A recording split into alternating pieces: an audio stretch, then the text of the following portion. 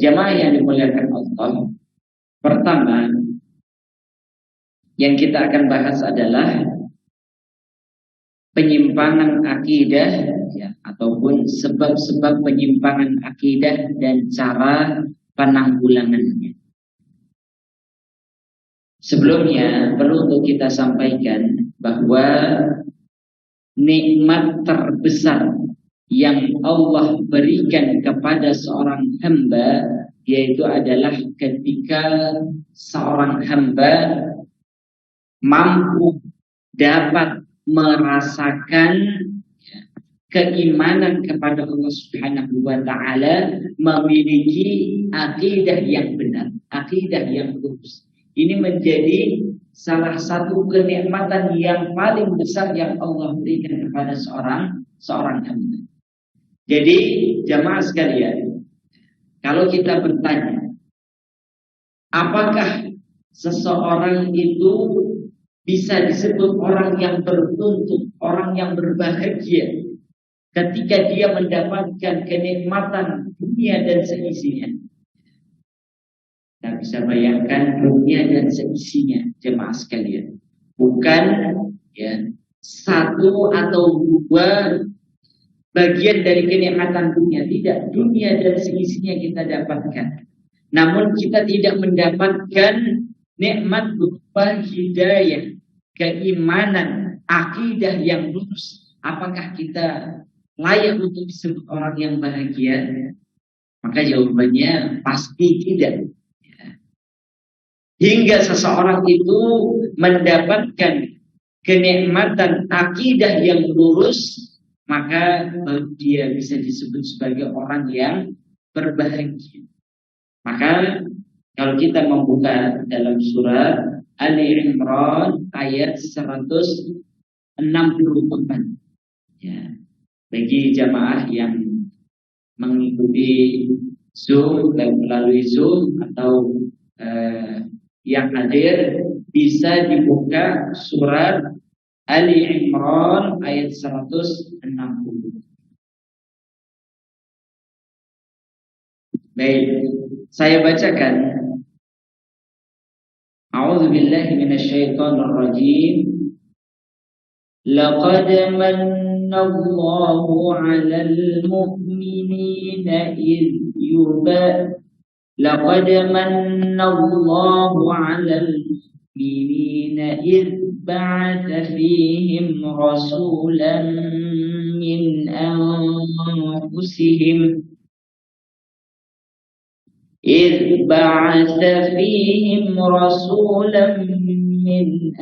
أنفسهم يتلو عليهم آياته ويزكيهم ويعلمهم الكتاب والحكمة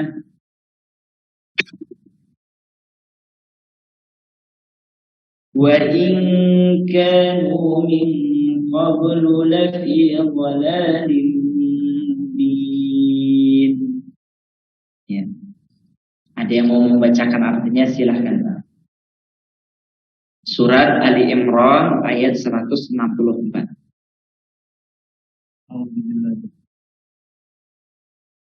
Allah benar-benar telah memberi karunia kepada orang-orang mukmin ketika Dia mengutus di tengah-tengah mereka seorang Rasul Muhammad SAW dari kalangan mereka sendiri yang membacakan kepada mereka ayat-ayatnya, menyucikan jiwa mereka dan mengajarkan kepada mereka kitab suci Al-Quran dan hikmah. Sesungguhnya mereka sebelum itu benar-benar dalam kesesatan yang nyata. Iya. Baik, jamaah yang dimuliakan Allah. Di dalam ayat ini Allah menyebutkan salah satu bentuk nikmat yang Allah berikan kepada hamba-hambanya, orang-orang beriman. Ini jangan sampai kita lupakan jamaah sekalian. Betapa banyak orang yang beriman tidak bersyukur, tidak mengakui nikmat keimanan ini. Maka Allah menegaskan, laqad manallahu 'alal mu'minin. Sungguh Allah telah mengkaruniakan. Ya, ini tentunya karunia yang sangat besar sekali. Apa bentuk karunia itu? Idz ba'atsa fihim rasulan min anfusihim. Ketika Allah mengutus kepada mereka seorang rasul dari kalangan mereka. Maksudnya dari kalangan mereka itu adalah dari manusia ataupun sukunya sama. Ya, ketika Allah turunkan Rasulullah kepada kaumnya, bangsa Arab, ya. Apa yang menjadi tugas Rasulullah? Yatlu alaihim ayatihi wa yuzakkihim. Rasulullah membacakan kepada mereka, memberitahukan kepada mereka ayat-ayat Allah Subhanahu wa taala. Ayat-ayat Al-Qur'an. Kemudian wa yuzakkihim, dan mensucikan mereka. Mensucikan mereka ini maknanya adalah Rasulullah Shallallahu Alaihi Wasallam mengajari mereka, menuntun mereka, mendidik mereka agar akhlak mereka menjadi mulia. Karena Rasulullah menyampaikan, innama bu'ithu liutammima makarimal akhlak. Tidaklah aku diutus oleh Allah kecuali untuk menyempurnakan akhlak manusia. Jadi makna mentazkiyah, mensucikan mereka, yaitu adalah mengobati, membersihkan dari jiwa manusia dari sifat-sifat yang tercela. Suka mencela, suka menfitnah, suka mengadu domba, ataupun apa yang terjadi pada zaman dahulu, di zaman Rasulullah SAW, suka berperang, suka ini dan itu dan sebagainya. Ini sifat-sifat yang buruk yang Rasulullah berupaya untuk membersihkan sifat-sifat itu dari jiwa kaum muslimin. Kemudian tugas Rasulullah yang lainnya adalah wa yu'allimuhumul kitaba wal hikmah.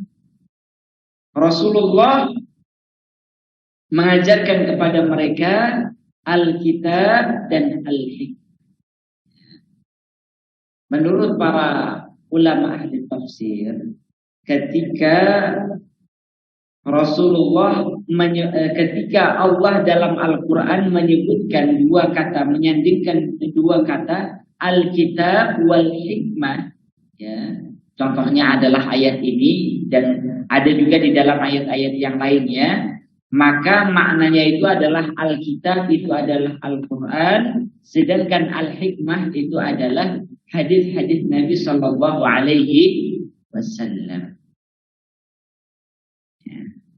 Jadi ini tiga tugas Rasulullah: membacakan ayat-ayat Al-Quran kepada mereka, kemudian membersihkan akhlak mereka yang buruk menjadi akhlak yang baik, kemudian mengajarkan kepada mereka Al-Quran dan Sunnah.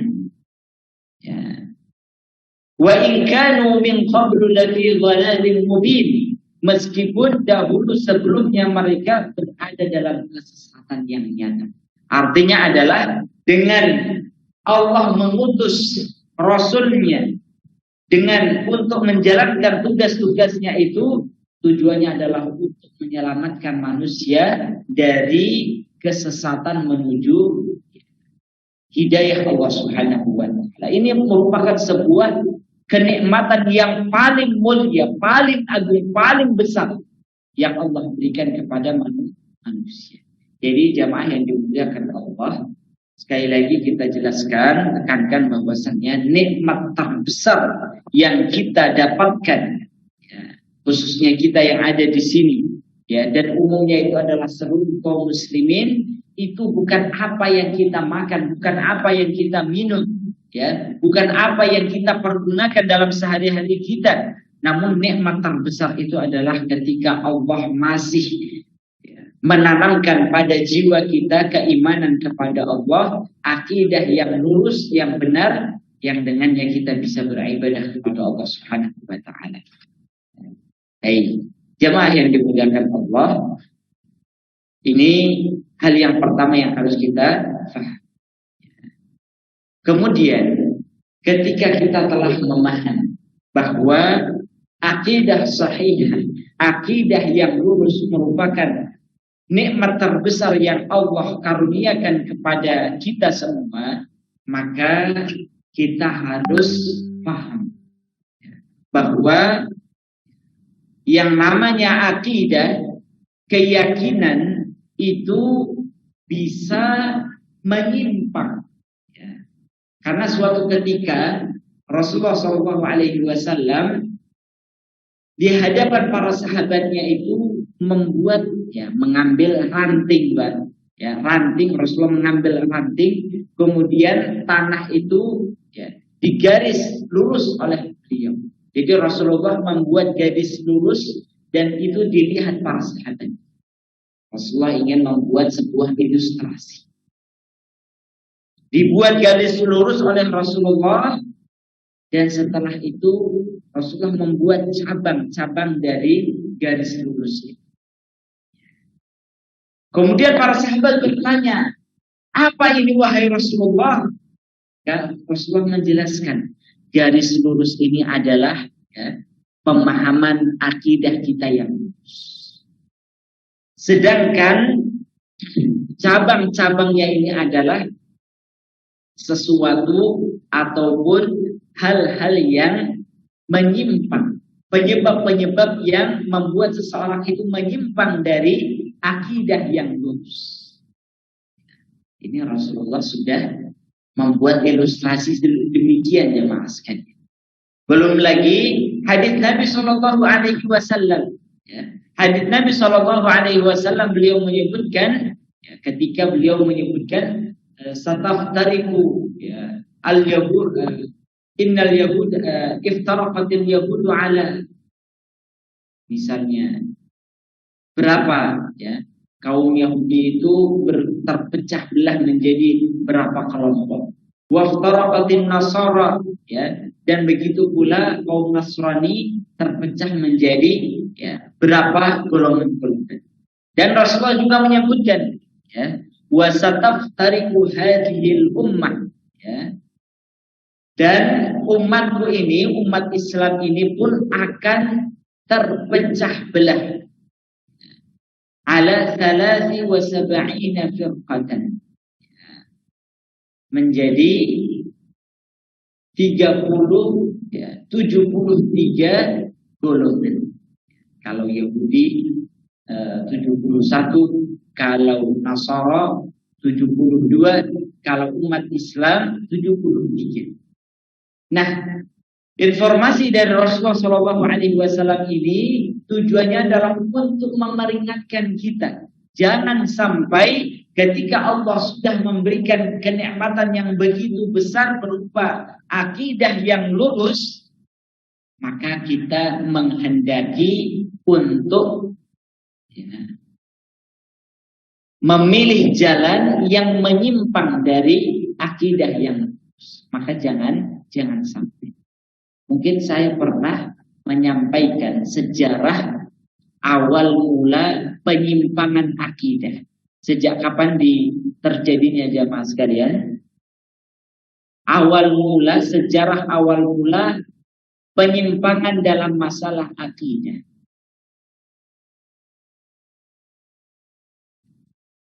Baik, kalau kita mau runut dari sejarah awal manusia, Nabi Adam hingga Nabi Nuh alaihissalam, itu ada 10 kurun, 10 abad, di mana para ulama menyebutkan jarak antara Nabi Nuh dengan Nabi Adam itu adalah 10 abad, di mana semuanya adalah beriman kepada Allah Subhanahu wa taala. Beriman kepada Allah. Hingga ketika zaman Nabi Nuh terjadinya penyimpangan dalam masalah akidah. Ini adalah sejarah awal penyimpangan dalam masalah akidah. Maka Allah utus Nabi Nuh alaihissalam. untuk memperbaiki akidah manusia, mengajak mereka kepada peribadatan hanya kepada Allah, kembali untuk beribadah hanya kepada Allah. Kemudian setelah itu dengan patung-patung yang menjadi simbol-simbol kesyirikan mereka, Allah hancurkan, Allah tenggelamkan hingga ketika ini sejarah awal mula kesyirikan itu terjadi di tanah Arab, Jazirah Arab, yaitu adalah ada seorang yang bernama Amru bin Luhai al-Khuzai. Amru bin Luhai al-Khuzai.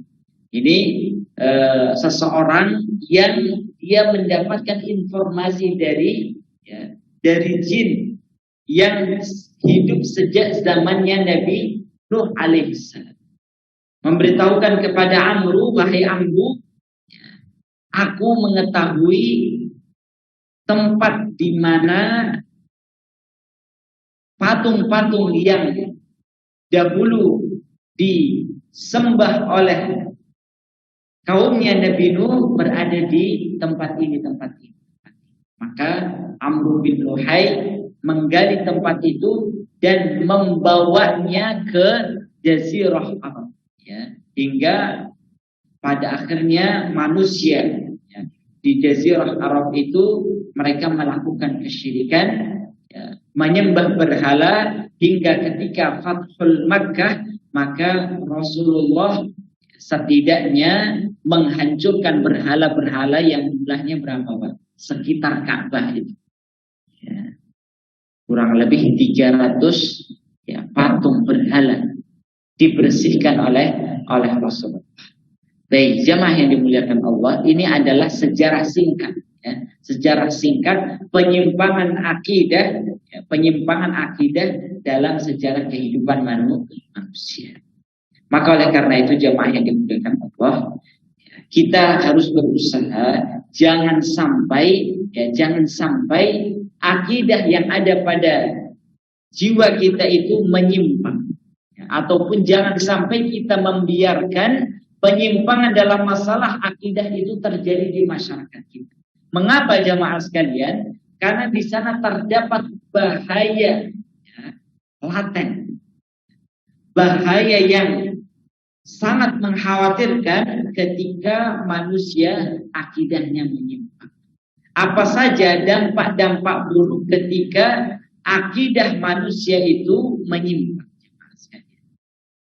Maka setidaknya ada beberapa dampak buruk ketika akidah seseorang itu menyimpang. Yang pertama adalah penyimpangan akidah menjadi sumber kehancuran. Penyimpangan akidah itu menjadi sumber kehancuran. Kehancuran suatu kaum itu salah satu penyebabnya adalah dikarenakan mereka tidak memiliki akidah yang lurus, akidah yang benar. Sehingga dalam pembahasan ini Syekh Saleh bin Fauzan Al-Fauzan beliau menjelaskan bahwa masyarakat yang tidak dipimpin oleh akidah yang benar itu akan menjadi masyarakat yang memiliki sifat bahim. Bahim itu adalah hewan. Jadi wujudnya manusia, tapi perilakunya adalah tidak punya peradaban. Ini ketika apa? Dia tidak punya akidah yang benar. Wujudnya manusia, tapi perilakunya adalah hewan. Coba kita bayangkan. Kalau seorang itu tidak punya akidah yang benar, tadi sifatnya adalah mengikuti sifat hewan, berzina. Kemudian apalagi sifat hewan itu tidak mau menggunakan akalnya. Kemudian melakukan sesuai dengan apa yang dia senangi dan lain sebagainya. Tanpa ada tujuan hidup, tanpa ada tujuan. Hanya makan dan minum dan bersenang-senang saja. Ya, itu adalah sifat-sifat bahimi. Makanya apa yang terjadi di negara-negara yang bergelimang dengan harta, itu ketika mereka tidak punya akidah yang benar, maka itu mereka akan menjadi sebab kehancuran bagi mereka. Makanya Syekh Salih bin Fauzan beliau menjelaskan bahwa kenikmatan yang sifatnya materi, ya, perkembangan zaman dan lain sebagainya, teknologi dan lain sebagainya, itu harus dibarengi dengan akidah sahih, akidah yang benar. Nah, karena apa? Jika tidak, hanya melahirkan sebuah, ya, kehancuran itu tadi. Baik, makanya beliau mengambil salah satu firman Allah dalam surat Al-Mu'minun ayat 51. Ya. Allah Ta'ala berfirman, ya ayyuhar rusul, wahai sekalian para rasul, kulu min tayyibati wa'malu salihah. Ya. Makanlah yang baik-baik. Ini menunjukkan materi, ya, kehidupan manusia bergelimang dengan harta, makan, minum, ya, dan lain sebagainya, teknologi yang berkembang, ekonomi yang berkembang, ya. Maka Allah memerintahkan, makanlah dengan yang baik-baik, wa'malu salihah, dan berbuatlah amalan-amalan saleh. Ini menjadi dua hal yang tidak boleh dipisahkan dari kehidupan manusia. Ya, kalau kita melihat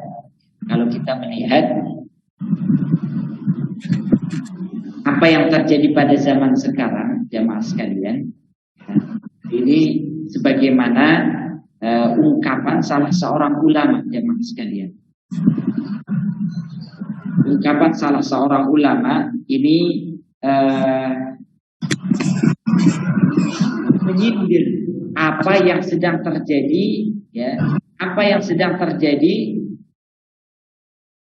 pada hari ini, di mana manusia itu, ya, di mana manusia ketika mereka jalan-jalan, ya, ke negeri-negeri baru, ya, yang tentunya penuh dengan penyimpangan dan lain sebagainya, saat mereka pulang ke negara mereka, maka mereka memuji, ya, negara-negara itu dengan pujian-pujian, ya, yang indah,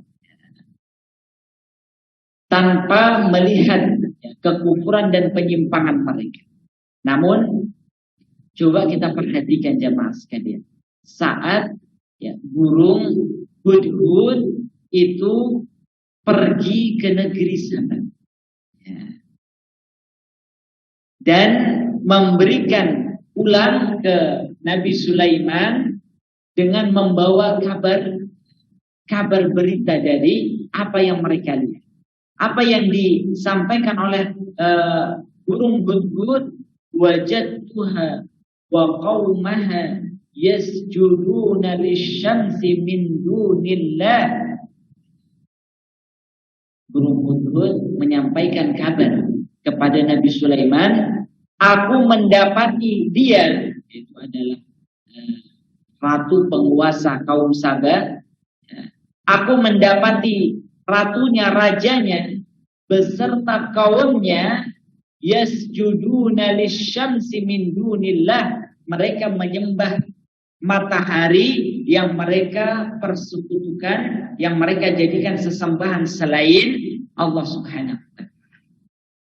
Jadi burung hudhud tidak menyampaikan kabar berupa bangunan mereka mewah-mewah, negerinya maju dan lain sebagainya. Padahal, ya, Allah telah menyebutkan bahwasanya Allah itu telah memberikan kenikmatan kepada kaum Sabah itu dengan kenikmatan yang begitu besar, ya.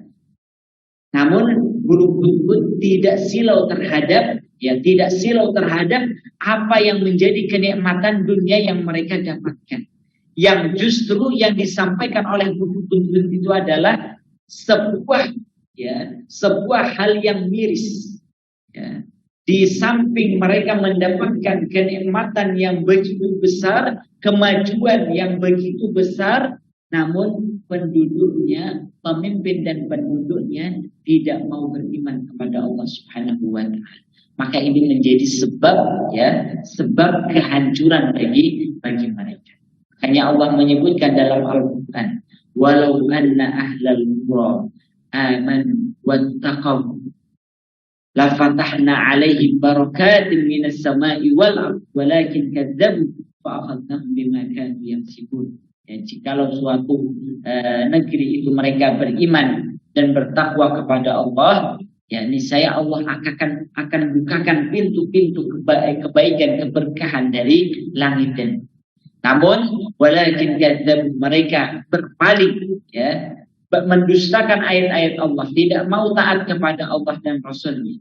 Fa akhadnahum bima kanu yaksibun, maka kami hancurkan mereka, kami hukum mereka terhadap apa yang telah mereka lakukan. Ya. Jadi sebab Allah menghancurkan kaum-kaum terdahulu, ya, yang Allah berikan, ya, kemajuan kepada mereka, kaumnya Nabi siapapun itu, nanti kita bisa membaca sejarah, ya, yang mereka bisa membangun gunung-gunung menjadi sebuah bangunan yang indah. Itu kaumnya siapa jamaah sekalian? Ya, bisa kita lihat nanti. Namun kemajuan teknologi ataupun apa yang ada pada zaman itu tidak dibarengi dengan keimanan kepada Allah, maka hasilnya adalah sebuah kehancuran. Sama juga yang terjadi, ya, jika pada zaman ini teknologi berkembang dan lain sebagainya, tapi kalau tidak dibarengi, tidak kita jaga dengan, ya, kita tidak jaga akidahnya, maka kita khawatirkan akan terjadinya, ya, kehancuran itu tadi. Meskipun kita berkembang menjadi negara yang berkembang, tapi tidak punya, ya, keimanan yang baik kepada Allah, terjadinya LGBT dibiarkan, perzinahan dibiarkan, homer dibiarkan, kemaksiatan dibiarkan, maka kata Rasulullah bahasanya itu adalah fantazirisa, tunggulah, ya, kehancuran itu tadi. Baik jamaah yang dimuliakan Allah, ya, maka ini hal yang harus kita perhatikan, bahwa akibat buruk dari penyimpangan akidah itu adalah, ya, akan menjadi sumber kehancuran.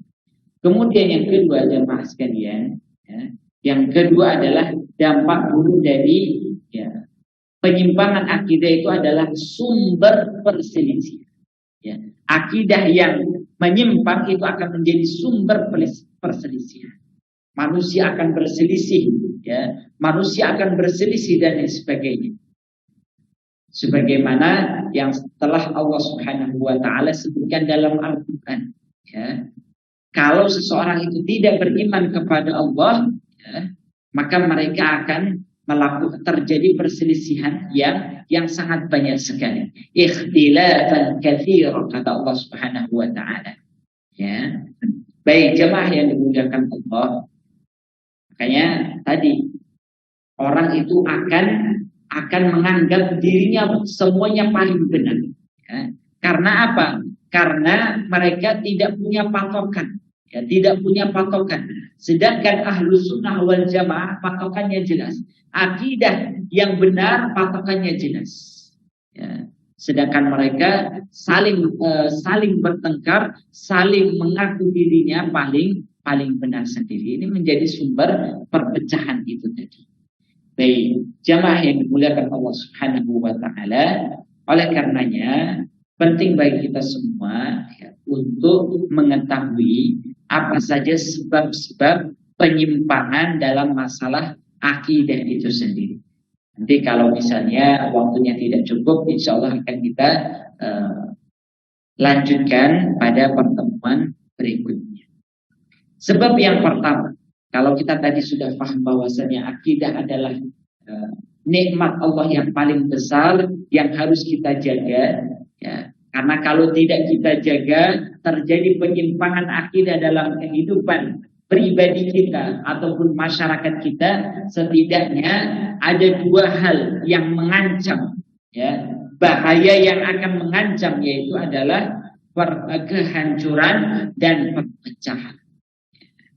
Maka oleh karena itu kita harus mengetahui apa sebab-sebab terjadinya penyimpangan akidah itu, sehingga kita bisa melakukan upaya-upaya antisipasi, jemaah sekalian. Maka yang pertama yang perlu kita pahami sebab-sebab penyimpangan akidah itu adalah al-jahlu bi'aqidatin sahih, yaitu kebodohan terhadap akidah sahih, jemaah sekalian. Jadi sebab mengapa terjadinya penyimpangan di tengah-tengah masyarakat terhadap akidah, karena mereka bodoh, karena mereka tidak tahu mana akidah yang benar dan mana akidah yang salah. Kalau kita mau melakukan sosial eksperimen, mungkin bisa kita lakukan, jemaah sekalian. Coba kita datang ke anak-anak muda, ya, di sekolah-sekolah. Kita tanya kepada mereka, ya, kenal penyanyi ini, penyanyi itu, artis Korea ini, artis itu, kenal semua, jemaah sekalian. Giliran ditanya tentang rukun iman, rukun Islam, maka mereka jarang yang tahu. Kalaupun tahu, kebalik-balik. Menyebutkan rukun iman berapa, ragu-ragu. Rukun Islam berapa, ragu-ragu. Apalagi menyebutkan poin-poin. Ini baru sekedar mengetahui luarnya, ya. Berapa rukun iman, berapa rukun Islam, apa saja poin-poinnya, itu masih luarnya, ya. Itu saja tidak paham, itu saja tidak tahu, ya. Apalagi ditanya tentang isinya, ya. Apa manfaat keimanan kepada Allah? Apa buah daripada kita beriman kepada Allah? Ya. Apa saja yang harus kita yakini terkait dengan keimanan kepada Allah? Itu isinya, ya. Pendalamannya. Kalau luarnya saja tidak tahu, ya, rukun iman, rukun Islam saja tidak hafal, apalagi memahami maknanya, isinya, maka akan lebih tidak hafal lagi, tidak tahu lagi. Banyak nggak kira-kira hal ini terjadi di masyarakat kita, jamaah sekalian? Masih banyak orang belum paham rukun iman, rukun Islam. Apalagi misalnya hal-hal yang, ya, apa itu makna syahadat, ya. Makna syahadat asyhadu an la ilaha illallah, maknanya itu apa tidak tahu. Rukun-rukunnya, ya, syarat-syaratnya.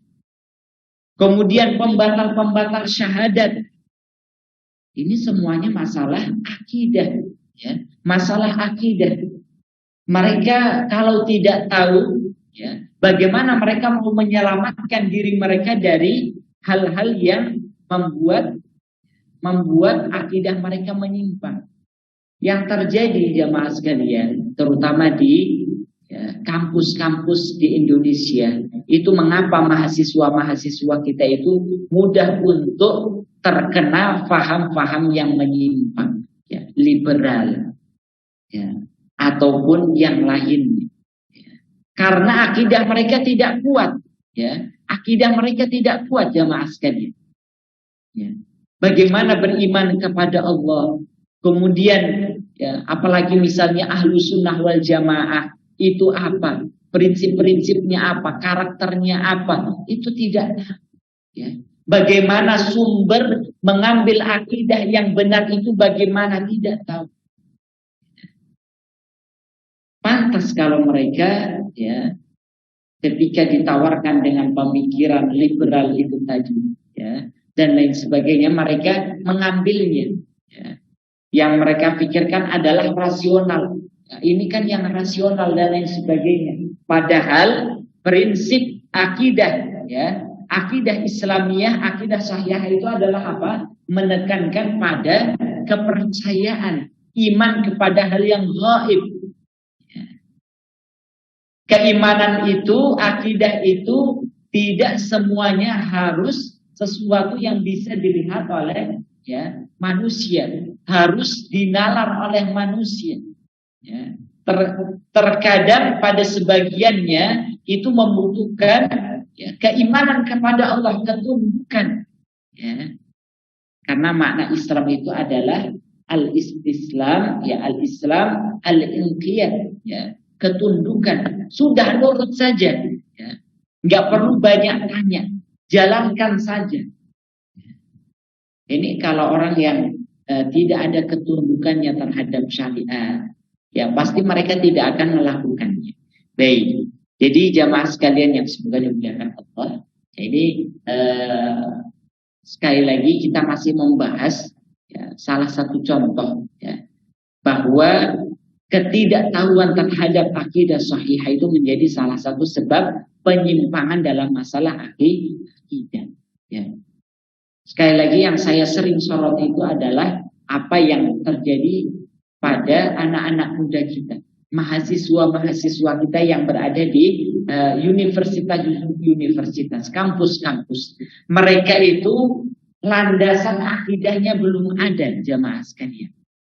Landasan akidahnya belum ada, ibarat seseorang itu tadi belum diberikan ilmu pengantarnya, ibarat sebuah bangunan, fondasinya itu tidak dibangun, namun sudah membangun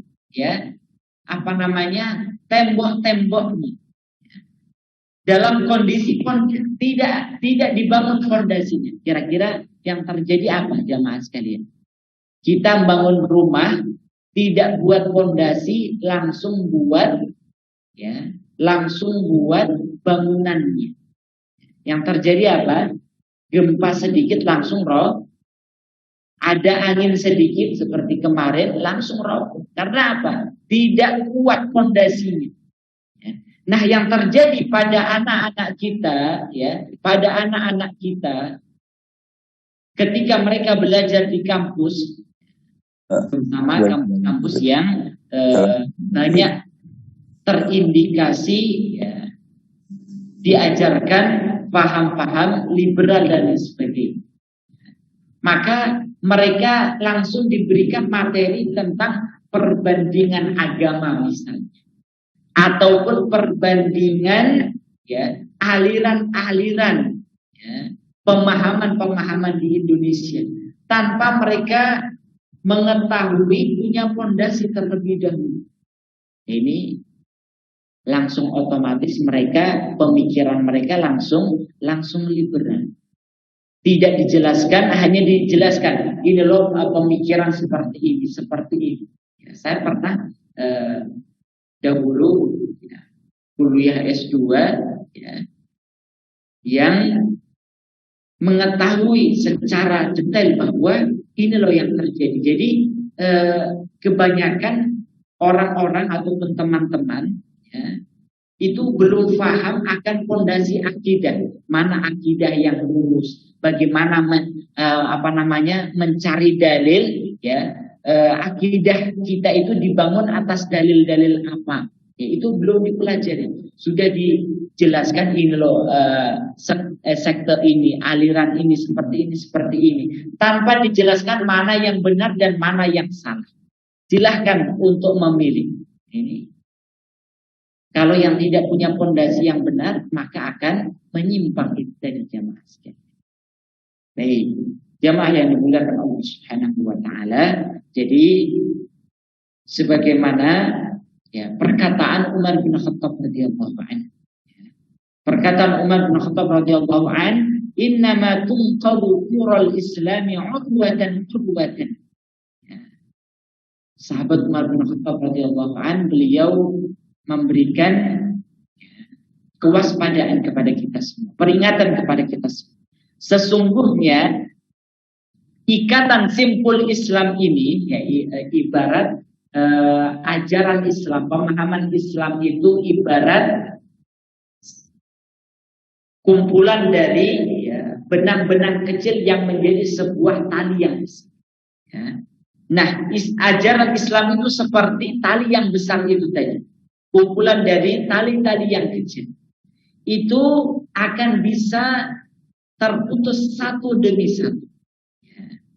Artinya syariat Islamnya mulai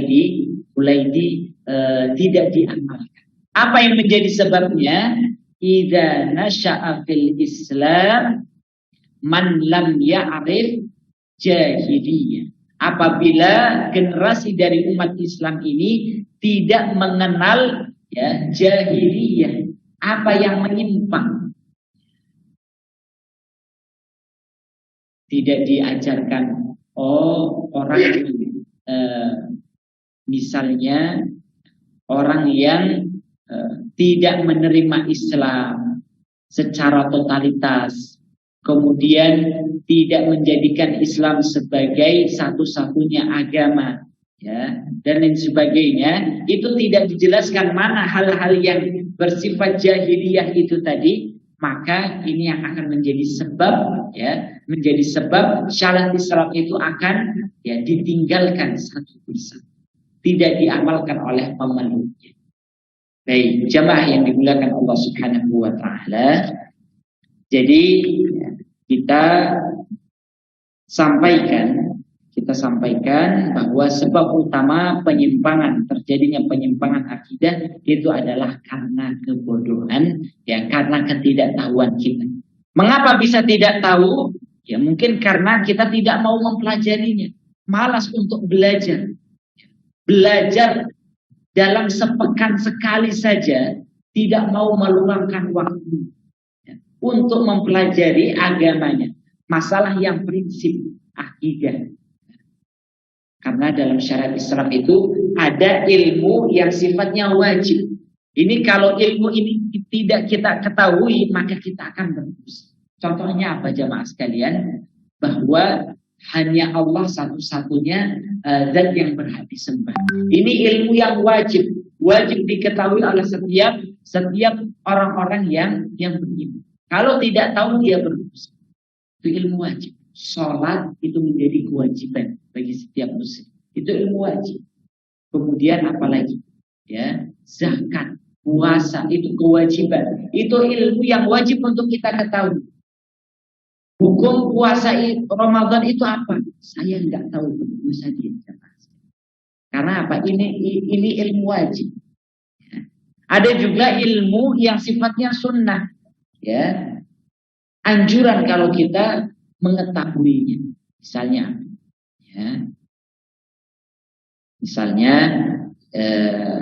ilmu tajwid misalnya. Ya. Ilmu tajwid, ilmu-ilmu yang lain. Ya. Baik, jamaah yang dimuliakan Allah, maka sebab terjadinya kebodohan terhadap akidah sahihah itu mungkin karena dia enggan untuk mempelajari, ya, ataupun mengajarkannya, ataupun kurang perhatian terhadapnya. Ya, dia masa bodoh terhadap ya masalah mempelajari masalah akidah itu dia tidak tertarik. Ya, ini menjadi dia merupakan kurang perhatian terhadap masalah. Baik, sehingga yang terjadi generasi yang tumbuh itu apa jamaah sekalian? Mereka tidak mengetahui, ya, mereka tidak mengetahui mana yang hak dan mana yang batil, ya, mana yang benar dan mana yang salah. Memberikan sembelihan kepada laut atau kepada bumi, ya, dengan istilahnya mungkin sedekah laut, sedekah bumi, boleh atau tidak? Nggak tahu, ya. Boleh atau enggak ini? Nggak tahu saya, nggak mau tahu sendiri. Nah ini, ya. Kemudian dia akhirnya hanya ikut-ikutan. Saya hanya ikut-ikutan saja, disuruh pemimpin dan lain sebagainya. Ya ini sebab, ya sebab kejahilan. Karena tidak tahu, apakah karena dia tidak mau tahu ataupun malas untuk mengetahuinya hingga akhirnya dia ikut-ikutan berdosa, ya, dan lain sebagainya. Akidahnya menyimpang. Baik, jamaah yang dimuliakan Allah, ini adalah salah satu contoh dari sekian banyak contoh-contoh penyimpangan dalam masalah akidah yang sebabnya itu adalah karena ketidaktahuan. Maka kuncinya adalah apa? Belajar. Ya. Pelajari ya, sumber-sumber dengan kita mempelajari dalam masalah akidah ini, mulai dari kitab Tauhid kalau yang sebelumnya adalah masalah Ahlus Sunnah wal Jamaah, kemudian kita akan mempelajari masalah kitab Tauhid, belum lagi yang nanti masalah terkait dengan masalah hal-hal yang terkait dengan amalan-amalan jahiliyah, ya, masail jahiliyah. Masih banyak lagi yang perlu kita ketahui. Baik, jamaah yang dimuliakan Allah Subhanahu wa taala. Ini sudah jam 6, maka kita sampaikan kepada jamaah sekalian bahwa kita mungkin cukupkan sampai sini terlebih dahulu, bahwa penyimpangan dalam masalah akidah ini pasti ada sebab-sebabnya. Kita harus mengetahuinya, harus mempelajarinya, dan harus mengetahui bagaimana cara penanggulangannya. Jadi nanti insya Allah akan kita jelaskan penyimpangan akidah yang kedua apa, kemudian cara penanggulannya bagaimana, itu insya Allah akan terus kita lakukan. Kesempatan kali ini kita baru menjelaskan tentang bahwa seorang muslim ya memiliki kewajiban untuk menjaga kenikmatan yang terbesar yang Allah berikan kepada dirinya. Sebagaimana yang Allah sebutkan dalam Al-Quran, Al-Yawma akmaltu lakum dinakum. Pada hari ini kata Allah Subhanahu wa taala, telah aku sempurnakan bagi kalian apa? Agama kalian. Wa atmamtu alaikum ni'mati, dan telah aku sempurnakan kenikmatan-kenikmatanku kepada. Apa maknanya jamaah sekalian? Allah sempurnakan kenikmatan kepada kita semua. Apakah artinya Allah berikan seluruh kenikmatan dunia tanpa terkecuali? Itu berarti Allah telah menyempurnakan kenikmatan kepada kita? Tidak. Kenikmatan, jika kita tegaskan tadi apa yang kita sudah sampaikan, jikalau sekiranya Allah memberikan kepada kita semua dunia dan seisinya, tapi Allah belum memberikan nikmat hidayah, nikmat iman, nikmat akidah yang lurus, maka kita belum mendapatkan kesempurnaan nikmat. Ya. Makanya para ulama menyebutkan ketika membahas ayat atau doa Rabbana atina fid dunya hasanah. Ya, kita cukup sampai sini. Ya Allah, berikanlah kepada kami kebaikan-kebaikan dunia. Apa makna menurut para ulama terkait dengan makna kebaikan dunia, jemaah sekalian? Mungkin kita menganggapnya kebaikan dunia itu harta, ya, keluarga, kesehatan, ya, dan lain sebagainya, pangkat, jabatan, ya, dan lain sebagainya, rumah, perhiasan, kendaraan, itu adalah kebaikan dunia. Maka menurut para ulama, makna daripada kebaikan dunia itu adalah ya, rizki yang halal dan amalan saleh. Atau menurut ulama yang lainnya adalah akhlak yang mulia dan amalan saleh. Coba perhatikan jamaah sekalian. Ya, meskipun Imam Ibnu Katsir beliau melengkapinya dengan kebaikan dunia itu adalah ketika seseorang ya, bisa beribadah kepada Allah, ya, kemudian memiliki rezeki yang halal dan dia mendapatkan kesehatan, harta, kendaraan, anak, dan lain sebagainya. Namun yang utama apa jemaah sekalian? Menurut para ulama, Ya, mengapa mereka lebih dominan ataupun mengutamakan yang namanya kebaikan dunia itu adalah ketika seseorang itu bisa beramal salih. Jadi artinya apa? Ya, kalau kita mau simpulkan pengertian para ulama terkait dengan masalah fid dunya hasanah, kalau seseorang mendapatkan seluruh kenikmatan dunia, tapi dia tidak bisa beribadah kepada Allah, beramal salih, ya, maka dia belum mendapatkan kebaikan dunia. Dapat seluruh harta, tapi bukan dari rizki yang halal, maka dia belum mendapatkan kebaikan dunia. Ya. Baik jamaah yang dimuliakan Allah Subhanahu wa taala, inilah yang bisa kita sampaikan dalam kesempatan kali ini, dan insya Allah kita akan melanjutkan pembahasan kita pada sebab-sebab yang lainnya dari penyimpangan akidah. Wallahu a'lam. Hanya ini yang dapat kami sampaikan, lebih dan kurangnya kami mohon maaf. Selanjutnya bagi jamaah yang ingin bertanya, baik jamaah Zoom maupun offline, maka kami persilahkan. Wallahu a'lam.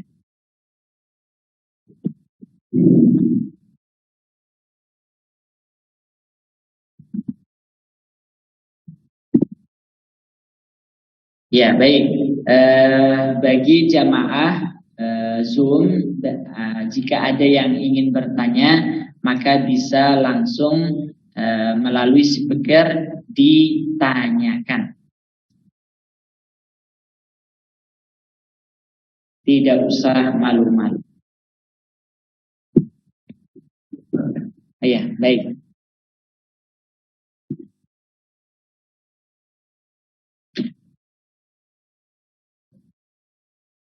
Waalaikumsalam.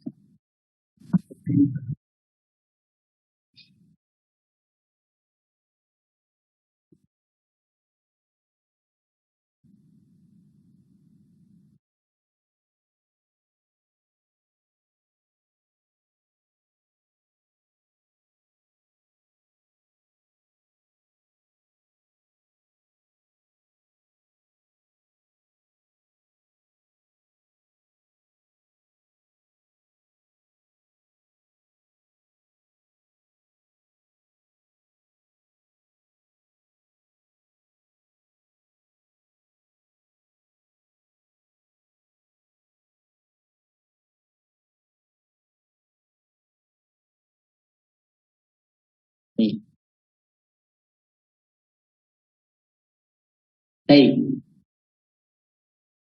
Jemaah yang dimuliakan Allah, bagaimana cara kita untuk menumbuhkan minat generasi muda agar mereka mau belajar ya agama, khususnya masalah akidah. Baik jemaah yang dimuliakan Allah, sebagaimana yang Allah sebutkan dalam Al-Quran, ini hikmah mengapa ketika Allah mengutus para rasulnya itu seorang rasul yang berasal dari golongannya, agar seorang nabi ataupun rasul itu bisa menyampaikan bahasa sesuai dengan bahasa kaumnya.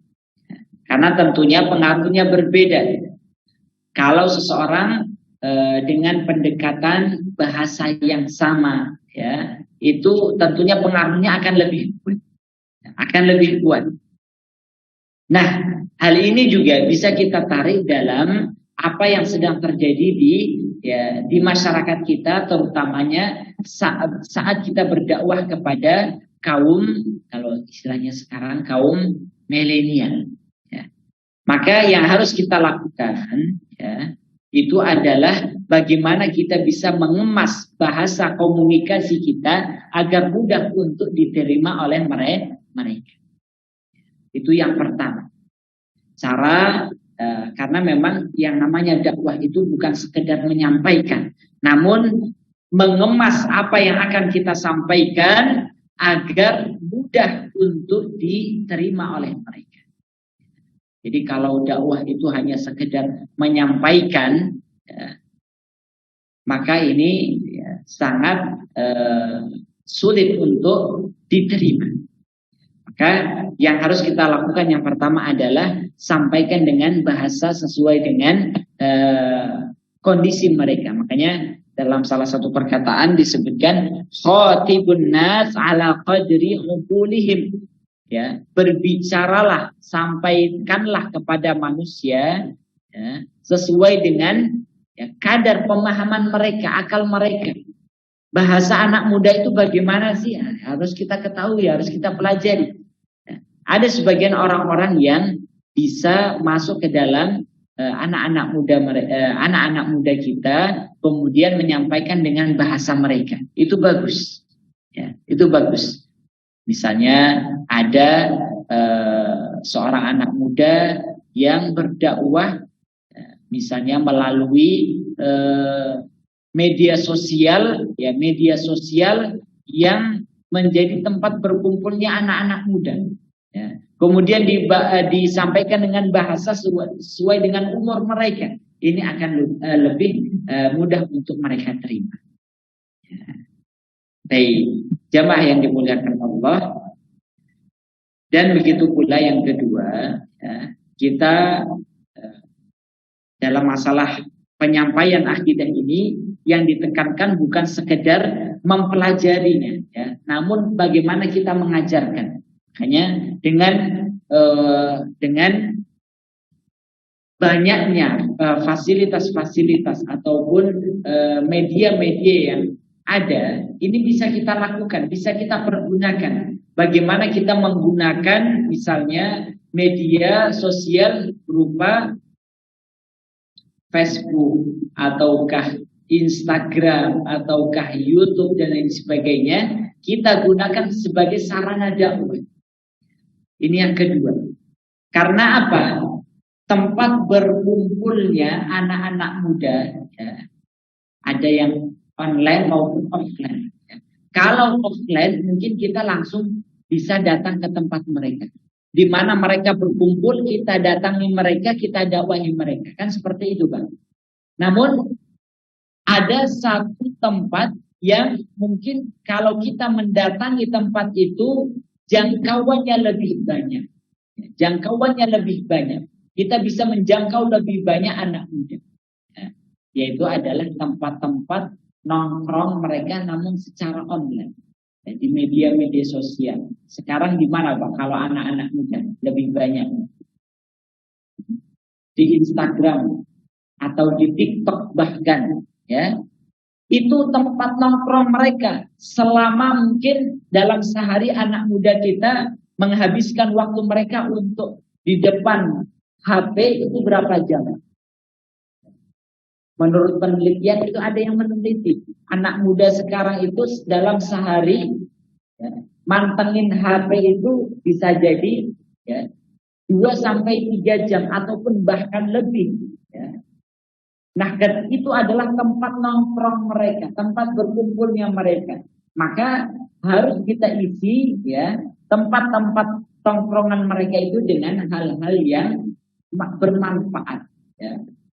Edukasi, ya, pendekatan dakwah. Itu harus kita lakukan. Ini cara yang kedua. Artinya penuhi media-media sosial kita dengan hal-hal yang positif. Karena kalau tidak, ya, media sosial kita akan didominasi oleh orang-orang yang buruk akhlaknya, sesat pemikirannya, ya, sehingga mereka akan mengajak ya, anak-anak muda kita kepada keburukan dan kesesatan itu. Baik, jadi dua jawabannya, caranya, bagaimana cara kita mengajak, menarik anak-anak muda kita yang memang ada kesulitan, ya, ada kesulitan, maka cara yang pertama adalah berbicaralah kepada mereka sesuai dengan ya akal pikiran mereka, pendekatannya dengan pendekatan anak muda, bahasanya adalah bahasa anak muda, itu yang pertama. Kemudian yang kedua adalah ya, datangi mereka di mana mereka berkumpul. Ya. Yang seringnya terjadi, kita berada di satu lembah, mereka berada di lembah yang lain. Artinya tidak ketemu, ya, tidak ketemu. Maka sesekali ya kita sebagai orang yang Allah berikan ilmu harus mendatangi mereka, mengalah untuk mendatangi. Baik, jamaah yang dimuliakan Allah, ini jawaban yang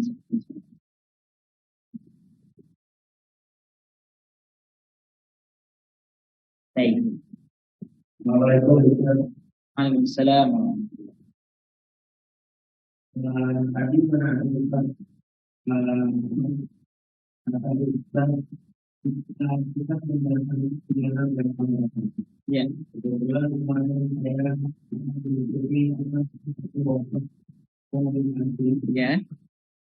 Pemilihan itu adalah pengaruh yang dilakukan karena mereka manusia yang memang tidak jadi yang diperlukan. Ya.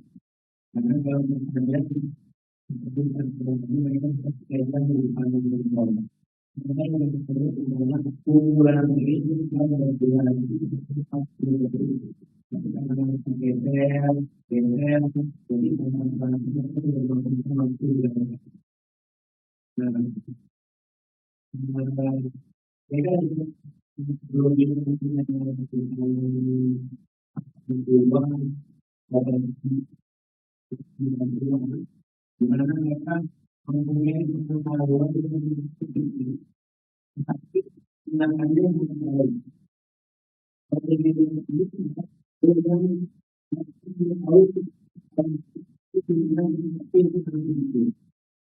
jadi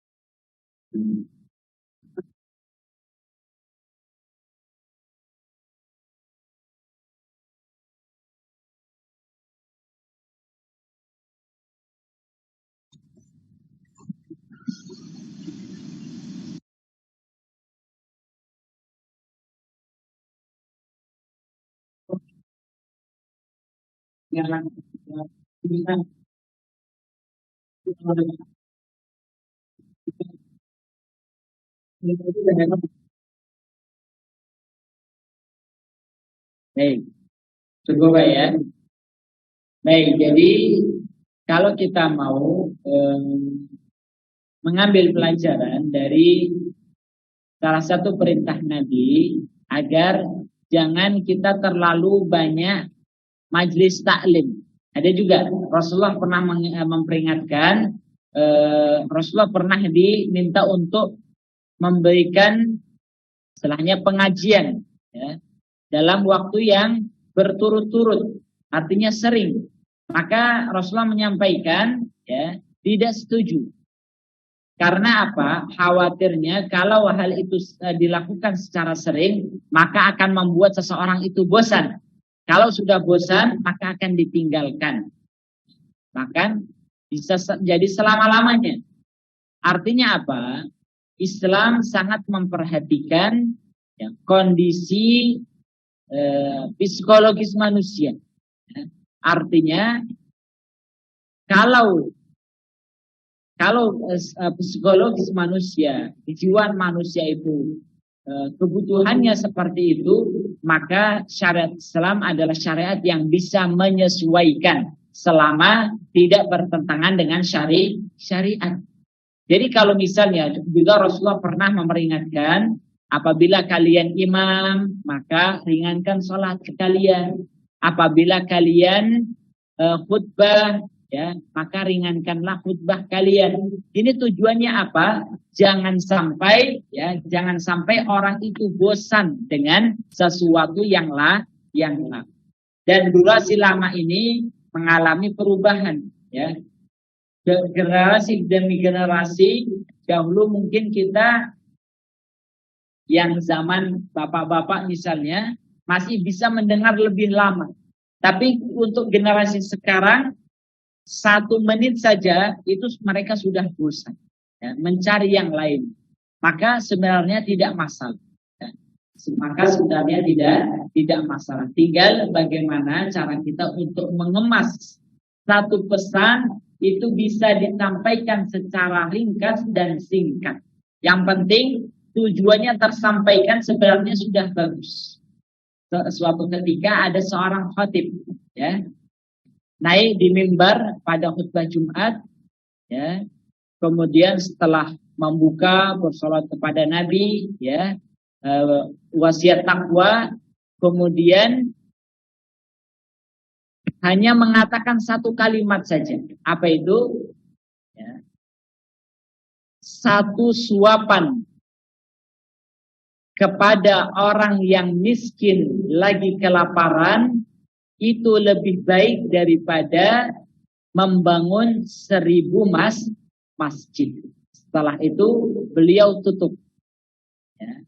Wassalamualaikum warahmatullahi wabarakatuh. Artinya beliau selesaikan khutbah. Bisa kita bayangkan nggak, Pak? Ya. Khutbah dengan 1 kalimat ini menjadi rekor khutbah paling singkat, ya. Khutbah paling singkat. Nanti coba Bapak bisa cek di di internet dan sebagainya. Khutbah paling singkat. Siapa yang melakukannya itu aja. Ini menunjukkan apa? Selama poinnya itu adalah bisa nyampai takwa kepada Allah. Jangan berzina, jangan minum khamar, atau misalnya poinnya adalah, ya, maksiat menjadi sumber terhalangnya rizki misalnya. Kalau cukup dengan itu sudah cukup, ya, tidak masalah. Artinya pesan yang singkat kemudian mudah dipahami dan diterima serta diamalkan itu lebih baik daripada pesan nasihat yang lama, ya, kemudian bertele-tele tidak poinnya, ya, kemudian tidak diamalkan. Seperti itu, wallahu a'lam. Baik, silakan bagi ibu yang ingin bertanya. Data orang segini loh. Ajin. Ngapa kan dia ngomong malu, demang.